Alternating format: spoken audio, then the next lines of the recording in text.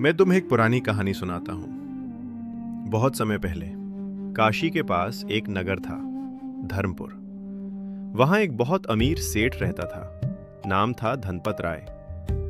मैं जब भी उसे देखता, उसके माथे पर बड़ा तिलक, गले में मोटी माला और मुंह पर धर्म का घमंड साफ दिखाई देता था। उसने नगर के बीचों बीच संगमरमर का बड़ा मंदिर बनवाया था और उसे अपनी सबसे बड़ी भक्ति मानता था। लेकिन मैं ये भी देखता था कि उसके मन में दया नहीं थी। वो गरीबों और मजदूरों को नीची नजर से देखता था। उसे लगता था कि भगवान सिर्फ सोने चांदी और बड़े मंत्रों में ही रहते हैं। एक दिन हमारे नगर में एक फक्कड़ संत आए। लोग उन्हें संत सत्यकाम कहते थे। उनके पास न धन था न आश्रम, साधारण कपड़े, हाथ में लकड़ी का कमंडल और मुंह पर गहरी शांति। वे जहां बैठते वहीं कबीर साहिब की बातों को बहुत सरल भाषा में समझाते। सेठ धनपत राय ने अपने मंदिर की प्राण प्रतिष्ठा के लिए बड़ा भंडारा रखा।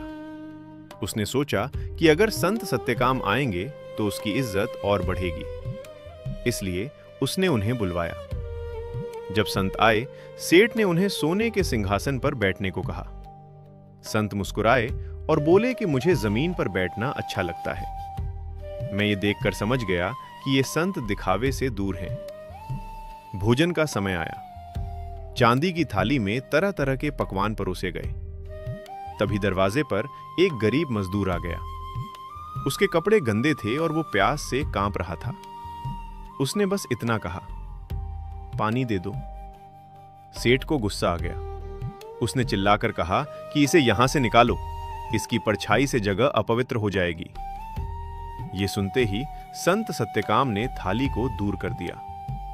उन्होंने अपने झोले से सूखी रोटी निकाली और मिट्टी के छोटे घड़े से पानी पीने लगे। सेठ को यह बुरा लगा। उसने कहा, आप मेरा भोजन क्यों नहीं खा रहे? तब संत ने बहुत शांत स्वर में एक सवाल किया। उन्होंने कहा, अगर सोने के कलश में जहर हो और मिट्टी के घड़े में अमृत, तो तुम क्या पियोगे? सेठ ने तुरंत कहा, अमृत। तब संत ने उस मजदूर की ओर इशारा करके कहा, तुमने मिट्टी के घड़े को गंदा समझ लिया, लेकिन उसके भीतर अमृत है और तुम अपने सोने जैसे अहंकार में जहर भरे बैठे हो। उन्होंने कहा, भगवान पत्थर में नहीं, हर इंसान के भीतर है। जब तक तू जीवित इंसान को नहीं पहचानेगा, तेरी पूजा व्यर्थ है। यह सुनते ही सेठ की आंखें खुल गईं। उसका सारा घमंड टूट गया। वो दौड़कर मजदूर के पास गया, खुद पानी पिलाया और भोजन कराया। उस दिन मैंने समझा कि सच्चा धर्म मंदिर में नहीं, इंसानियत में है। संत सत्यकाम साहिब बंदगी कहते हुए आगे बढ़ गए, लेकिन धर्मपुर को मानवता का ऐसा पाठ दे गए जो कोई कभी नहीं भूला।